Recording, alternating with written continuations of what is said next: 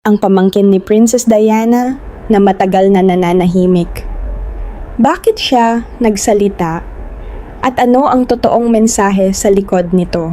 Sa loob ng maraming taon, nanatiling tahimik ang isa sa mga pinakamalapit na kamag-anak ni Princess Diana. Habang patuloy na pinag-uusapan ng mundo ang kanyang buhay, ang kanyang makataong gawain, at ang trahedyang kumitil sa kanyang buhay noong 1997, pinili ng pamangkin niyang si Laura Fellows na umiwas sa mga panayam at sa matinding atensyon ng publiko. Ngayon, matapos ang mahabang panahon ng pananahimik, muli siyang nabanggit sa mga ulat dahil sa pagbabahagi ng kanyang mga personal na alaala tungkol sa kanyang tiyahin.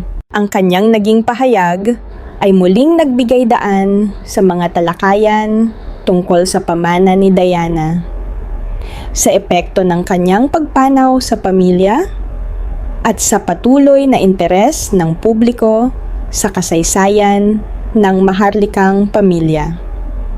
Gayunman, mahalagang tandaan na wala siyang inilabas na ebidensyang nagpapatunay ng anumang bagong kontrobersya o paratang. Sa halip, ang kanyang mga salaysay ay higit na nakatuon sa personal na pagdadalamhati at sa pag-alala sa isang minamahal na miyembro ng pamilya. Si Laura Fellows ay anak nina Lady Jane Fellows at Robert Fellows.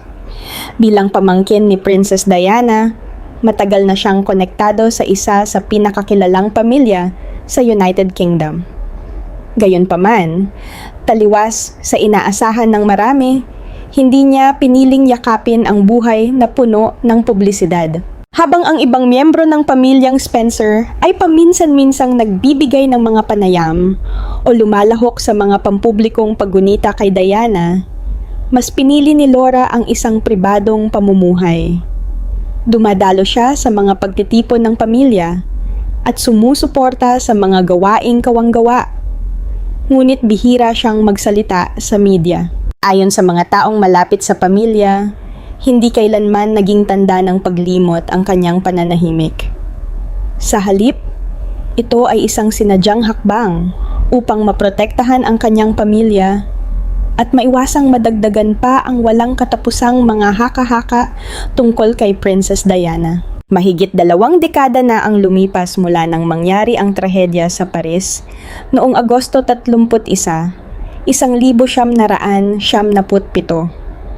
Gayunpaman, para sa mga tunay na nakakilala kay Diana, nananatiling sariwa ang alaala ng gabing iyon. Sa mga pagbabahaging iniuugnay kay Laura, sinabi niyang isa sa pinakamahirap na alaala, ang pagising dahil sa isang tawag sa telepono na nagdala ng nakababahalang balita. Nagsimula nang lumabas ang mga ulat tungkol sa isang malubhang aksidente sa sasakyan sa Paris. Ngunit walang malinaw na impormasyon kung ano talaga ang nangyari. Katulad ng milyon-milyong tao sa buong mundo, nakatutok din umano siya sa telebisyon habang pabago-bago ang mga ulat.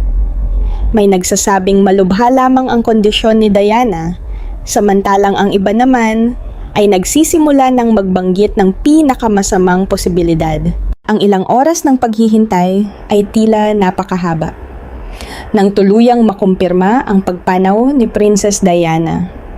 Naging napakalalim ng kanilang dalamhati bilang pamilya. Isa sa pinakamalaking tanong ng marami ay kung bakit inabot ng napakaraming taon bago siya nagbahagi ng kanyang pananaw. Ayon sa mga ulat, naniniwala si Laura na ang kanyang pagsasalita noon ay maaaring lalo lamang magpalala sa paghihirap ng kanyang mga pinsan na sina Prince William at Prince Harry. Nakita niya kung paano naging sentro ng pandaigdigang media ang bawat detalye ng pagkamatay ni Diana. Sa kanyang pananaw, sapat na ang dami ng mga komentaryo, haka-haka, at iba't ibang teoryang lumitaw sa paglipas ng panahon. Ayaw niyang maging bahagi ng panibagong siklo ng sensasyonalismo.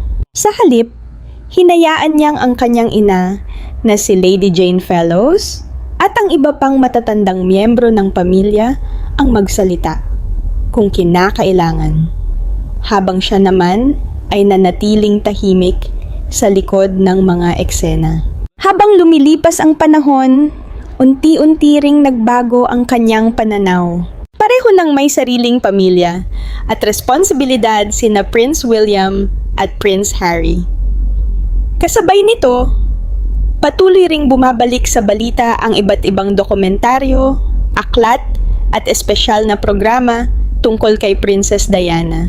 Dahil dito, naramdaman umano ni Laura na maaaring dumating na ang tamang panahon upang ibahagi ang ilang personal na alaala, hindi upang mag-akusa o magbukas ng bagong kontrobersya, kundi upang maipakita ang tunay na pagkatao ng kanyang tiyahin. Para sa kanya, mahalagang maalala ng mga susunod na henerasyon si Diana hindi lamang bilang isang prinsesa, kundi bilang isang taong may malasakit, kabutihan, at pagmamahal sa kapwa. Isa sa mga pinakamabigat na bahagi ng kanyang mga alaala ay ang kawalan ng malinaw na impormasyon noong mga unang oras matapos ang aksidente. Habang mabilis na kumalat ang iba't ibang ulat sa buong mundo, nakaranas din umano ng kalituhan ang mismong mga kamag-anak ni Diana. Ang kawalan ng tiyak na impormasyon ay nagdulot ng matinding pangamba at pag-asa na baka mailigtas pa siya. Nang lumabas ang opisyal na kumpirmasyon ng kanyang pagpanaw, hindi lamang lungkot ang naramdaman ng pamilya, kundi pati na rin ang pagkabigla sa bilis ng pagkalat ng mga balita at tsismis. Ipinapakita ng karanasang ito kung gaano kahirap ang mawalan ng isang mahal sa buhay, habang ang buong mundo ay sabay-sabay na sumusubaybay sa bawat detalye. Sa halip na ituon ang pansin sa mga kontrobersya, mas nais umanong ituon ni Laura ang usapan sa mga katangiang naging dahilan kung bakit minahal si Princess Diana sa buong mundo. Kilala si Diana sa kanyang pakikiramay sa mga may sakit, sa kanyang pagtulong sa mga mahihirap, at sa kanyang pagbasag sa ilang tradisyon ng maharlikang pamilya upang maging mas malapit sa karaniwang mamamayan. Marami pa ring organisasyong pangkawanggawa ang patuloy na kinikilala ang kanyang naging impluwensya. Ang kanyang halimbawa ay nananatiling inspirasyon sa maraming tao hanggang sa kasalukuyan. Habang sina Lady Jane Fellows at Lady Sarah McCorquodale ay sumama kay noon, ay Prinsipe Charles sa Paris, nanatili si Laura sa London. Wala siyang magawa kundi panoorin ang mabilis na pag-unlad ng mga pangyayari sa pamamagitan ng balita at mga ulat. Ang pakiramdam ng kawalan ng kakayahang makatulong ay naging isa sa pinakamabigat na bahagi ng kanyang pagluluksa. Sa paglipas ng mga taon, gayunpaman, unti-unting nagbago ang direksyon ng kanyang kalungkutan. Sa halip na hayaang manaig ang galit o sama ng loob, pinili niyang ituon ang kanyang lakas sa pagpapanatili ng alaala ng kanyang tiyahin. Naging mahalaga rin sa kanya ang pagbibigay ng suporta kina Prinsipe William at Prinsipe Harry habang patuloy nilang hinaharap ang pagkawala ng kanilang ina. Ayon sa mga ulat, naniniwala si Laura na ang pagbabahagi ng kanyang mga alaala tungkol kay Diana ay hindi para muling buhayin ang mga lumang sugat, kundi upang parangalan ang isang babaeng nagbigay ng napakaraming kabutihan sa iba. Para sa kanya, ang pag-alala kay Diana ay higit pa sa paggunita sa isang prinsesa. Ito ay pagkamamay pag-alala sa isang mapagmahal na tiyahin, isang mapagmalasakit na ina, at isang taong nagsikap na gawing mas mabuting lugar ang mundo. Samantala, ang mga pangyayari sa huling gabi ng buhay ni Diana ay patuloy na naging paksa ng mga debate sa loob ng maraming taon. Ang opisyal na investigasyon at ang inquest noong 2007 ay nagtapos na sina Diana at Dodi Fayed ay namatay bunga ng isang labag sa batas na pagpatay na dulot ng mapanganib na pagmamaneho at ng matinding paghabol ng paparazzi.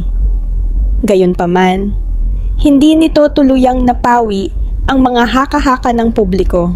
Bagamat maraming tanong ang ibinato ng iba't ibang grupo at personalidad, walang pampublikong pahayag ang pamilya Spencer na tuwirang nag-akusa sa maharlikang pamilya ng pagtatago ng katotohanan. Sa halip, mas pinili nilang ituon ang pansin sa paggalang sa alaala ni Diana kaysa sa pagpapalala ng mga kontrobersya. Hanggang sa kasalukuyan, nananatiling isa ang kanyang huling mga oras sa pinakapinag-uusapang kabanata ng kasaysayan ng British Royal Family. Hindi lamang dahil sa trahedyang naganap, kundi dahil sa malalim na emosyon na iniwan nito sa milyon-milyong tao sa buong mundo. Kasabay ng mga tanong tungkol sa kanyang pagkamatay ay ang lumalaking interes ng publiko sa mga sinasabing personal na sinulat ni Diana. Sa loob ng maraming taon, paulit-ulit na lumitaw ang mga ulat tungkol sa diumano'y mga diary, sulat kamay na tala, at personal na liham na isinulat niya habang nabubuhay pa. Bagamat hindi lahat ng mga dokumentong ito ay opisyal na nailathala o nakumpirma, marami ang naniniwalang nagbibigay ang mga ito ng mas personal na larawan ng prinsesang minahal ng buong mundo. Sa harap ng kamera, si Diana ay kilala bilang People's Princess. Isang babaeng madaling lapitan, palangiti, at laging handang makinig sa mga nangangailangan. Ngunit ayon sa iba't ibang ulat tungkol sa kanyang mga pribadong tala, may isa pa siyang mukha na bihirang makita ng publiko. Isang babaeng nakikipaglaban sa matinding kalungkutan at emosyonal na pagod habang ginagampanan ang kanyang mga tungkulin bilang miyembro ng maharlikang pamilya. Sinasabing tapat niyang isinulat ang kanyang nararamdamang pag-iisa kahit isa siya sa pinakasikat at pinakakilalang kababaihan sa buong mundo. Inilarawan umano niya ang bigat ng pamumuhay sa ilalim ng walang tigil na pagbabantay ng media, ang mahihigpit na inaasahan ng monarkiya, at ang araw-araw na pagsisikap na manatiling tapat sa kanyang tunay na pagkatao. Habang sinusundan ng bawat kamera ang kanyang bawat kilos, sa likod ng mga ngiting nakikita sa mga larawan, lumilitaw sa mga ulat na ang kanyang mga sinulat ay puno ng paghahanap ng kapayapaan, pag-unawa, at isang normal na buhay na matagal niyang hinangad. Gayunpaman, sa gitna ng lahat ng kanyang pinagdaraanan, may isang bagay na hindi kailanman nawala sa kanyang puso, ang pagmamahal niya kina Prinsipe William at Prinsipe Harry. Ayon sa mga ulat tungkol sa kanyang mga personal na tala, pangarap niyang palakihin ang kanyang mga anak na may pagpapahalaga sa kabutihan, kababaang loob, at malasakit sa kapwa kaysa sa mga titulo at pribilehiyong kaakibat ng kanilang kapanganakan. Isa sa mga kwentong madalas ikinukwento tungkol kay Diana ay ang pagdadala niya kina William at Harry sa mga ospital upang makilala ang mga pasyenteng may HIV/AIDS. Sa panahong laganap pa ang takot at maling paniniwala tungkol sa sakit na ito, nais niyang ipakita sa kanyang mga anak na ang bawat tao ay nararapat tratuhin ng may dignidad, paggalang, at pag-unawa. Hindi lamang iyon ang lumitaw sa mga sinasabing personal niyang tala. Ayon sa mga ulat, isinulat din niya ang mga sandali ng pagkabigo, nasirang tiwala, at emosyonal na sakit mula sa ilang taong minsan niyang inasahang masasandalan. Sa halip na hayaang manaig ang pait ng nakaraan, Pinili raw niyang ituon ang kanyang pansin sa pagtulong sa iba sa pamamagitan ng kanyang gawaing pangkawanggawa, pagbisita sa mga ospital, at pakikipag-usap sa mga taong madalas makalimutan ng lipunan. Natagpuan niya ang layuning higit pa sa sarili niyang mga pagsubok. Marami sa kanyang malalapit na kaibigan at mga nakatrabaho ang nagsasabing ang ganitong paglalarawan ay tumutugma sa tunay na Diana na kanilang nakilala. Isang babaeng mapagpakumbaba, mapagmalasakit, at laging handang tumulong nang walang hinihintay na kapalit. Mas naging kapanapanabik pa ang usapin nang lumitaw ang mga ulat na maaaring mayroon pang iba pa pang mga tala o diary na hindi pa nakikita ng publiko. May mga nagsasabing isinulat umano ni Diana ang kanyang pinakamalalalim na pangamba, mga personal na pag-asa, at mga iniisip sa mga huling buwan bago ang kanyang pagpanaw. May mga ulat ding nagsasabing ang ilan sa mga dokumentong ito ay maaaring iningatan sa Althorpe, ang tahanan ng pamilya Spencer. Gayunpaman, nananatiling pribado ang maraming bahagi ng koleksyon at walang opisyal na kumpirmasyon na lahat ng mga espekulasyong ito ay totoo. Bago pa man lumaganap ang mga kwento tungkol sa umano'y mga lihim na talaarawan at pribadong liham ni Diana, nakahanap na siya ng isang mas makapangyarihang paraan upang maiparinig ang kanyang sariling panig. Sa panahong kakaunti lamang ang may alam sa tunay niyang nararanasan sa loob ng maharlikang pamilya, nagpasya siyang ibahagi ang kanyang kwento sa isang paraang mananatiling lihim hanggat maaari. Hindi direktang nakipagkita si Diana sa mamamahayag na si Andrew Morton. Sa halip, gumamit sila ng isang maingat na sistema upang mapanatili ang pagiging kumpidensyal ng proyekto.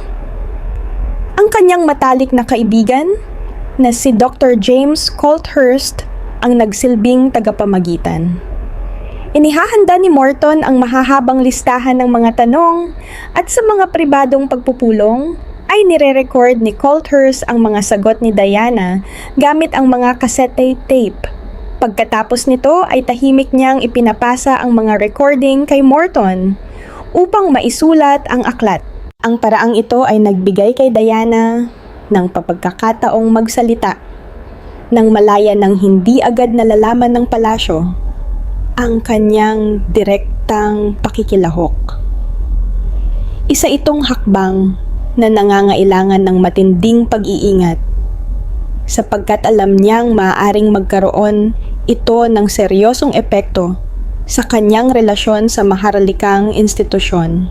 Sa mga naitalang panayam, inilarawan ni Diana ang emosyonal na realidad ng kanyang buhay. Ikinwento niya ang malalim na kalungkutang kanyang naramdaman sa kabila ng pagiging isa sa pinakasikat na babae sa buong mundo. Ibinunyag din niya ang matinding presyur na dulot ng walang tigil na atensyon ng media, ang kanyang pakikipaglaban sa bulimia, at ang unti-unting pagkasira ng kanyang pagsasama kay Prinsipe Charles. Nabanggit din niya ang relasyon ni Charles kay Camilla at kung paano ito nakaapekto sa kanyang emosyonal na kalagayan. Para sa maraming mambabasa, iyon ang unang pagkakataong narinig nila ang isang prinsesa na nagsasalita ng napakatapat tungkol sa mga personal na paghihirap na nakatago sa likod ng marangyang imahe ng monarkiya. Habang isinusulong ang proyekto, nanatiling balot ito ng matinding lihim. Kalaunan ay ibinahagi ni Andrew Morton na nagkaroon siya ng pangamba na maaring may nakadiskubre sa kanilang ginagawa matapos mapasok ang kanyang apartment. Bagamat isang kamera lamang ang naiulat na nawawala. Sapat na iyon upang lalo silang maging maingat. Maging si Diana ay nag-alala na maaaring may nagmamanman sa kanyang tahanan. Nagpagawa pa umano siya ng mga security check upang tiyaking walang nakatagong kagamitan para sa surveillance, bagamat wala namang natuklasang kahina-hinala. Sa kabila nito, hindi siya umatras. Naniniwala siyang mas mahalagang mailahad ang kanyang katotohanan kaysa manatiling tahimik habang ang iba ang patuloy na bumubuo ng kanyang imahe sa publiko. Noong 1992, inilathala ang aklat na Diana, Her True Story. Ang paglabas nito ay nagdulot ng matinding pagkabigla hindi lamang sa Britanya kundi maging sa buong mundo. Ang mga revelasyong laman nito ay sumalungat sa matagal ng paniniwala ng publiko tungkol sa tila perpektong pagsasama ng prinsesa at ng magiging hari. Marami ang naawa kay Diana matapos mabasa ang kanyang mga salaysay, habang ang iba naman ay pinuna ang kanyang naging desisyon na ilantad ang mga pribadong suliranin ng maharlikang pamilya. Gayunpaman, hindi maikakailang naging isa itong mahalagang yugto sa kasaysayan ng monarkiya. Binago nito ang pananaw ng publiko hindi lamang tungkol kay Diana, kundi pati na rin sa institusyong kanyang kinabibilangan. Higit sa lahat, ipinakita ng aklat ang isang babaeng determinadong mabawi ang kontrol sa sarili niyang kwento. Hindi niya nais na maalala lamang bilang isang prinsesang nakangiti sa harap ng kamera. Nais niyang makita rin ng mundo, tunay na taong nasa likod ng titulo. Isang ina, isang asawa, at isang babaeng nakipaglaban sa sarili niyang mga pagsubok. Habang lumalala ang mga personal na hamon sa kanyang buhay, mahalagang tanungin kung sino ang naging sandigan niya. Dito pumapasok ang papel ng pamilyang Spencer, na bagamat hindi madalas makita sa media, ay nanatiling mahalagang bahagi ng kanyang buhay. Kapag binabanggit ang apelyidong Spencer, halos automatikong naiisip ng karamihan si Prinsesa Diana. Ngunit sa likod ng kanyang pandaigdigang kasikatan, ay naroon ang kanyang mga kapatid na piniling mamuhay ng malayo sa sentro ng atensyon. Isa sa kanila ay ang nakatatandang kapatid na si Lady Jane Fellows. Hindi tulad ni Diana, sinadya ni Lady Jane na umiwas sa mga kamera, panayam at malalaking balita.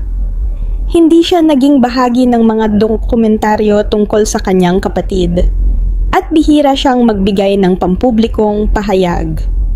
Para sa kanya, higit na mahalaga ang pangangalaga sa pribadong buhay ng kanilang pamilya kaysa sa anumang uri ng publisidad.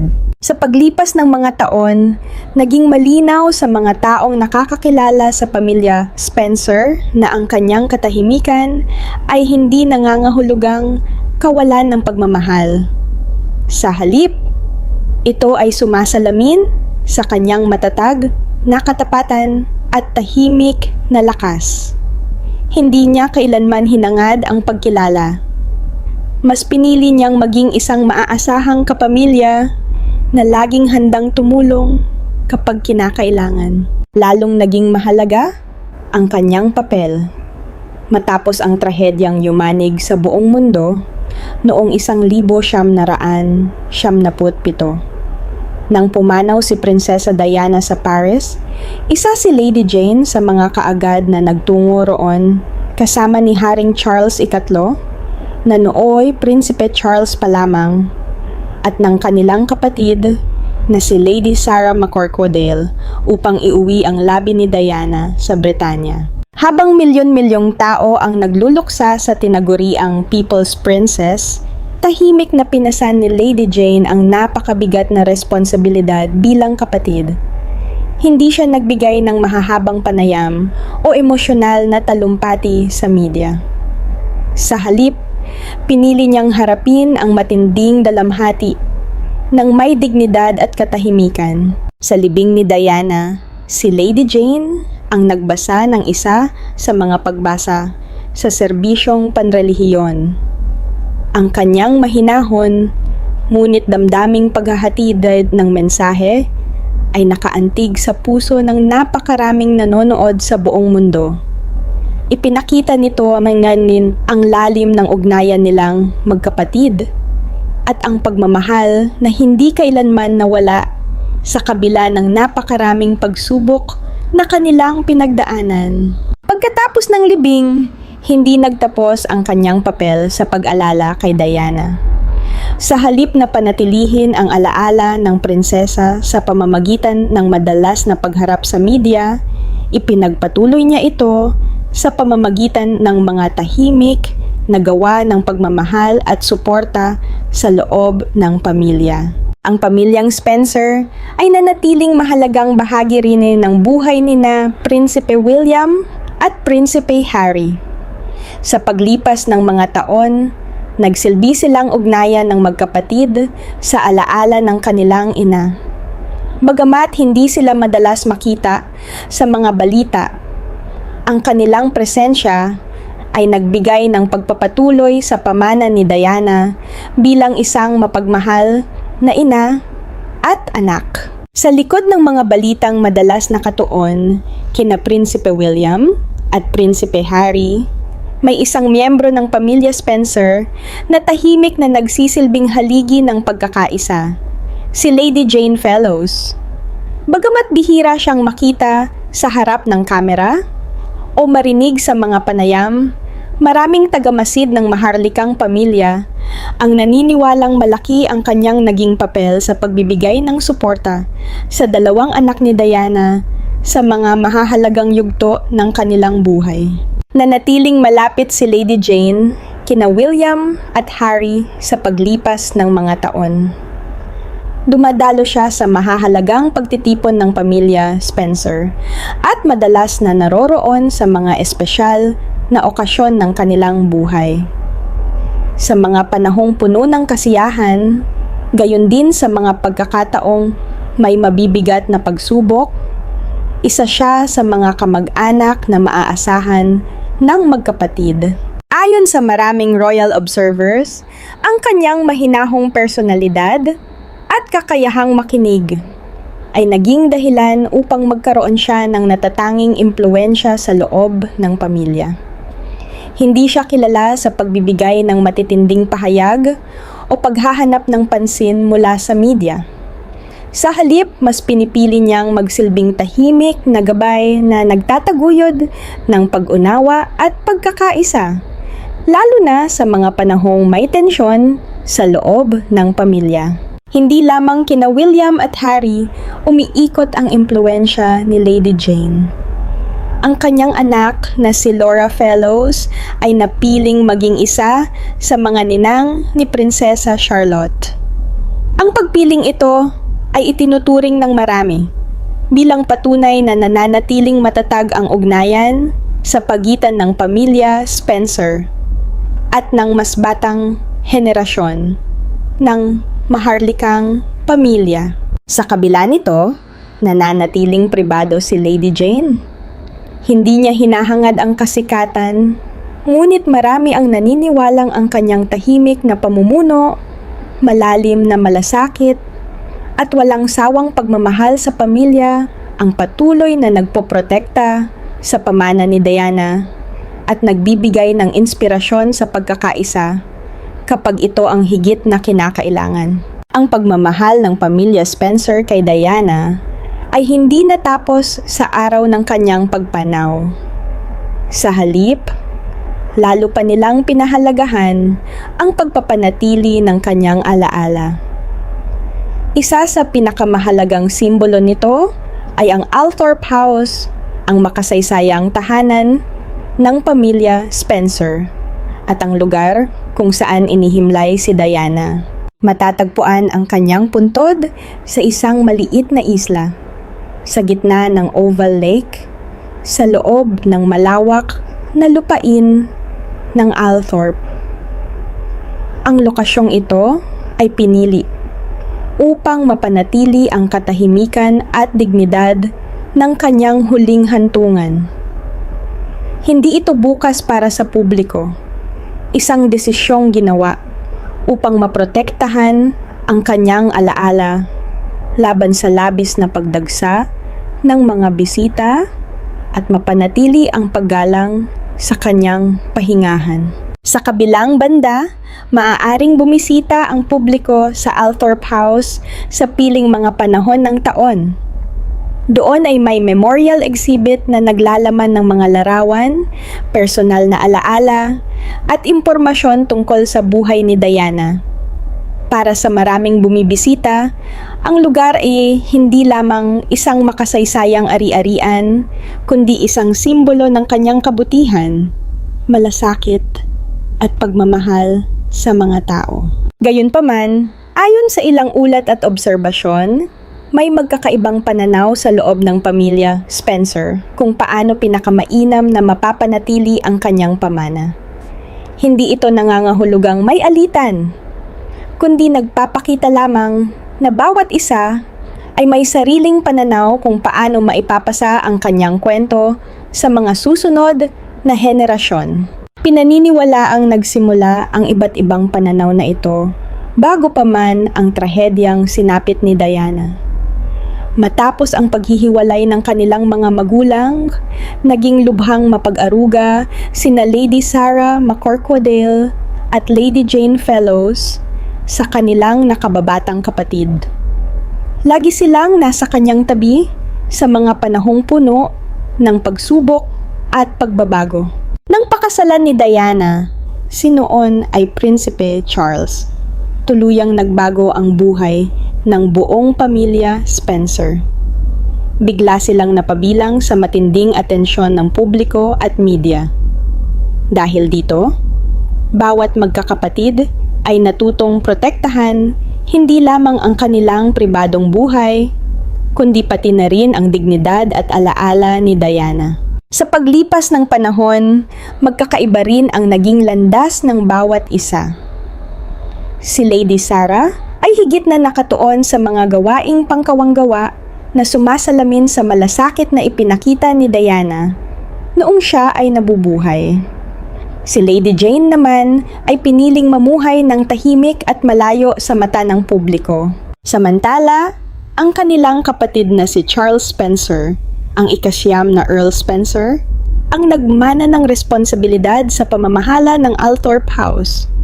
Bilang tagapangasiwa ng makasaysayang ari-arian, siya ang kailangang magbalanse sa pagitan ng pagpapanatili ng pribadong katangian ng lugar at ng pangangailangang mapanatili ang mismong estate para sa mga susunod na salinlahi. May ilang nagmumungkahi na ang Althorp ay dapat manatiling isang tahimik na santuwaryo ng pamilya, kung saan mapoprotektahan ang alaala ni Diana mula sa labis na publisidad.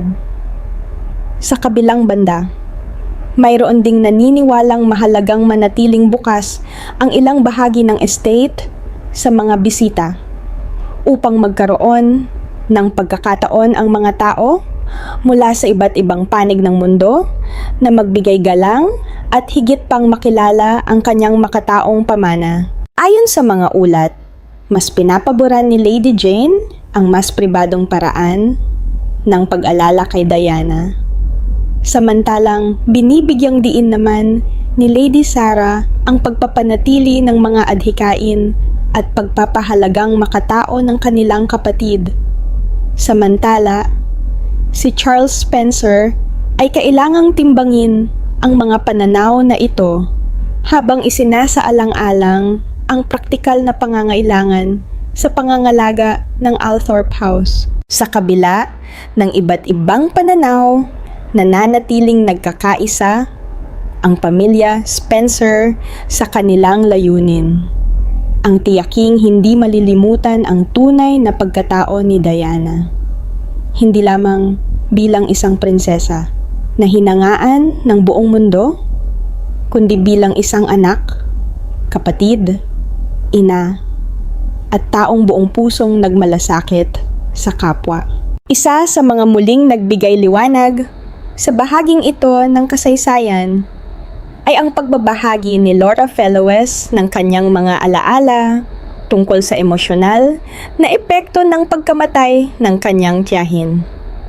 Bagamat matagal siyang nanatiling pribado, ipinakita ng kanyang mga pahayag na ang sakit ng pagkawala ni Diana ay hindi kailanman tuluyang naglaho.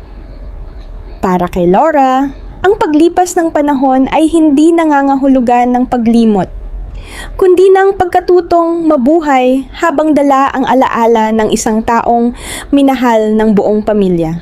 Ang kanyang mga pagninilay ay nagpapaalala na ang trahedyang iyon ay hindi lamang nakaapekto kina Prinsipe William at Prinsipe Harry. Ang buong pamilya Spencer ay dumanas din ng matinding dalamhati. Bawat isa sa kanila ay humarap sa pagkawala sa sarili nilang paraan. Ang ilan ay nanatiling tahimik, ang iba naman ay nagpatuloy sa pagsuporta sa mga gawaing sumasalamin sa mga pinahahalagahan ni Diana. Sa kabila ng napakaraming balita, dokumentaryo at mga haka-haka na patuloy na lumilitaw tungkol sa kanyang buhay, nananatiling malinaw sa maraming nakakakilala kay Diana na ang kanyang tunay na pamana ay hindi ang kanyang titulo bilang prinsesa. Ang higit na nagbigay ng malalim na marka sa mundo ay ang kanyang kabaitan, malasakit, at kakayahang ipadama sa bawat taong kanyang nakakasalamuha na sila ay mahalaga. Sa panahon ng kanyang buhay, kilala si Diana sa kanyang kakaibang paraan ng pakikitungo sa mga tao. Hindi siya natakot na makipagkamay sa mga pasyenteng may HIV/AIDS noong panahong marami pa ang nangangamba sa sakit na ito. Madalas siyang bumisita sa mga ospital, orphanage at mga lugar na bihirang puntahan ng ibang kilalang personalidad. Ang simpleng pag-upo upang makinig sa kwento ng isang tao ay naging isa sa kanyang pinakatanyag na katangian. Hanggang ngayon, iyon pa rin ang pangunahing dahilan kung bakit patuloy siyang minamahal ng milyon-milyon. Hindi dahil sa karangyaan ng palasyo o sa kinang ng korona, kundi dahil ipinakita niyang maaaring maging makatao ang isang miyembro ng maharlikang pamilya. Ang parehong diwa ng kabutihan ay sinisikap ngayong panatilihin ng kanyang pamilya. Ang bawat miyembro ng angkan ng Spencer ay may sariling paraan ng pagbibigay pugay kay Diana. May ilan na nagpapatuloy sa mga gawaing pangkawanggawa, may mga mas pinipiling manatiling tahimik habang inaalagaan ang kanyang alaala, at mayroon ding nagbabahagi ng mga personal na kwento kapag naniniwala silang ito na ang tamang panahon. Sa kabila ng iba't ibang paraan ng pag-alala, iisa ang kanilang layunin. Ang mapanatiling buhay ang alaala ng isang babaeng nagbigay ng inspirasyon sa napakaraming tao sa buong mundo. Gayunpaman, bukod sa pagpapanatili ng kanyang pamana, may isa pang usaping matagal nang nagbibigay ng kalungkutan sa pamilya. Ang patuloy na distansya sa pagitan ng dalawang anak ni Diana. Noong sila ay mga bata pa lamang, halos hindi mapaghiwalay sina Prinsipe William at Prinsipe Harry. Magkasama nilang hinarap ang isa sa pinakamahirap na yugto ng kanilang buhay nang mawalan sila ng ina sa murang edad. Ang kanilang samahan noon ay naging simbolo ng katatagan sa gitna ng napakalaking personal na trahedya. Subalit sa paglipas ng panahon, unti-unting nagbago ang direksyon ng kanilang buhay. Magkaiba ang kanilang mga responsibilidad, magkaiba rin ang kanilang mga prioridad, at lumawak ang kanilang pananaw, bunga ng magkakaibang karanasan. Matapos ang pag-alis ni Harry at Meghan sa kanilang mga tungkulin bilang mga senior working royals at ang kanilang paglipat sa Estados Unidos, naging mas lantad sa publiko ang kanilang pagkakaiba ng pananaw sa ilang usapin tungkol sa institusyon ng monarkiya. Samantala, si William ay patuloy na nakatuon sa kanyang mga responsibilidad bilang tagapagmana ng trono at sa paghahanda sa kanyang magiging papel bilang hari balang araw. Bagamat kapwa nilang ipinahayag sa iba't ibang pagkakataon ang kanilang pagmamahal sa kanilang ina, hindi naging madali ang muling pagbubuo ng dati nilang malapit na samahan. Sa buong panahong ito, nanatiling tahimik ngunit matatag ang suporta ni na Lady Sarah McCorquodale at Lady Jane Fellows para sa kanilang dalawang pamangkin. Sa halip na makisangkot sa mga pampublikong pagtatalo o pumili ng panig, mas pinili nilang pagtuunan ng pansin ang pagpapanatili ng ugnayan ng pamilya.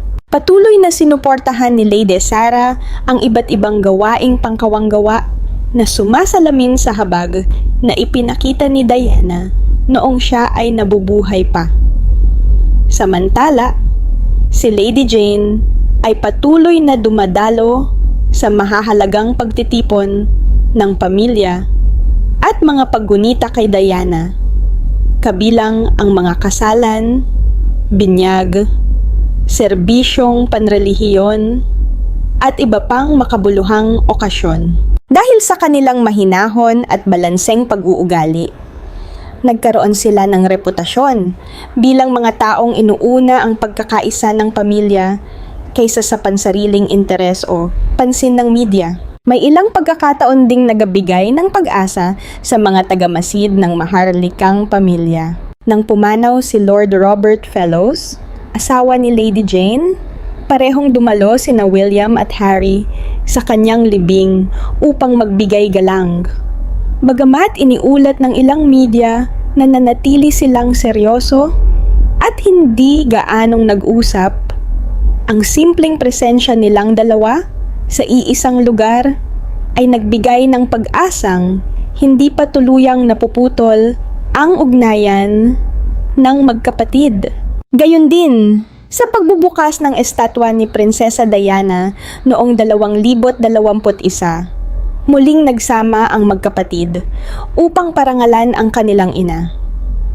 Ang okasyong iyon ay naging paalala na sa kabila ng kanilang mga hindi pagkakaunawaan, nananatili ang kanilang magkaparehong pagmamahal kay Diana. Marami ang naniniwalang ang mga alaalang kanilang pinagsasaluhan at ang mga aral na iniwan ng kanilang ina ay maaaring magsilbing tulay upang muling mapalapit ang kanilang relasyon balang araw.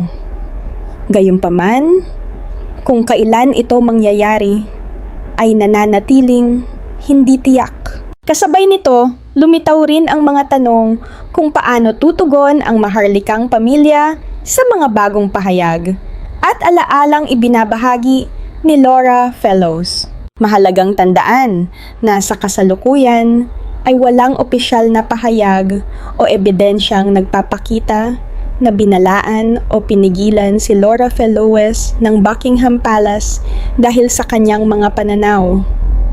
Ang anumang mungkahi na maaari siyang pagsabihan o hadlangan ay nananatiling haka-haka lamang, maliban kung may mapagkakatiwalaang impormasyon na magpapatunay nito. May ilang komentarista sa usaping maharlika na nagsasabing ang anumang bagong pagbubunyag tungkol sa emosyonal na buhay ni Diana ay maaaring muling magdulot ng masusing pagsusuri sa kasaysayan ng monarkiya. Gayunpaman, iba ang opinyon ng iba pang tagamasid. Para sa kanila, ang pagbabahagi ng mga personal na alaala ay hindi nangangahulugang pag-atake sa institusyon, kundi isang paraan lamang ng paggunita sa isang mahal sa buhay. Sa loob ng maraming taon, kilala ang maharlikang pamilya sa pagiging maingat pagdating sa mga pribadong usapin. Ang ganitong pag-iingat ay madalas na nakikita bilang bahagi ng kanilang tradisyon ng pagprotekta sa dignidad ng lahat ng kasangkot. Dahil dito, maraming sensitibong detalye tungkol sa personal na buhay ng mga miyembro ng pamilya ang hindi agad isinasa publiko. Gayun din, sina Lady Sarah at Lady Jane ay matagal nang nagpapakita ng maingat na balanse sa pagitan ng pagtatanggol sa alaala ni Diana at pag-iwas sa hindi kinakailangang hidwaan sa institusyong minsan niyang kinabibilangan. Sa maraming pagkakataon, pinili nilang manahimik sa halip na makisali sa mga pampublikong pagtatalo. Sa kabila nito, tila determinado si Laura na ilayo ang usapan mula sa mga nakakagulat na balita at mga hakahakang matagal nang umiikot tungkol sa buhay ni Diana. Sa halip, nais niyang ituon ang pansin sa tunay na emosyonal na sugat na iniwan ng pagkamatay ng prinsesa sa buong pamilya Spencer. Ang ganitong pananaw ay nagbibigay ng mas makataong larawan ng isang babaeng hindi lamang naging simbolo ng maharlikang pamilya, kundi isang minamahal na kapatid, ina, at kamag-anak. Marami ring taga-subaybay ng maharlikang pamilya ang naniniwalang magpapatuloy si Laura sa maingat ngunit tapat na pagbabahagi ng kanyang mga alaala. Sa halip na lumikha ng panibagong kontrobersya, maaaring piliin niyang isalaysay ang kanyang karanasan sa pamamagitan ng isang memoir o isang maayos na panayam. Kung mangyayari ito, inaasahang higit niyang maipakikilala ang Diana na personal niyang nakilala. Isang mapagmahal na tiyahin, isang dedikadong ina, kina Prinsipe William at Prinsipe Harry, at isang taong kilala sa kanyang malasakit sa kapwa. Para sa maraming humahanga kay Diana, ang ganitong uri ng salaysay ay maaaring magbigay ng mas malalim na pag-unawa sa kanyang tunay na pagkatao, lampas sa mga kontrobersya at walang katapusang espekulasyon. Gayunpaman, may ilan ding naniniwalang may mga bahagi ng kasaysayan ng pamilya na nararapat manatiling pribado bilang paggalang sa mga taong patuloy na nabubuhay kasama ang mga alaala ng nakaraan. Anuman ang maging pasya ni Laura Fellows, malinaw na ang kanyang tinig ay nagdagdag ng panibagong pananaw sa kuwento ni Prinsesa Diana. Halos 3 dekada matapos ang kanyang pagpanaw, nananatiling buhay ang impluwensya ni Diana sa puso ng milyon-milyong tao sa buong mundo. Ang kanyang pamana ng kabutihan, malasakit, at pagmamahal sa kapwa ay patuloy na nagbibigay inspirasyon at nagpapatibay sa ugnayan ng pamilya Spencer, ng maharlikang pamilya, at ng mga taong patuloy na nagbibigay pugay sa kanyang alaala. Sa huli, ang mga alaalang ibinabahagi ng may katapatan at paggalang ay maaaring higit na magbigay liwanag kaysa sa anumang haka-haka o sensasyonal na kuwento.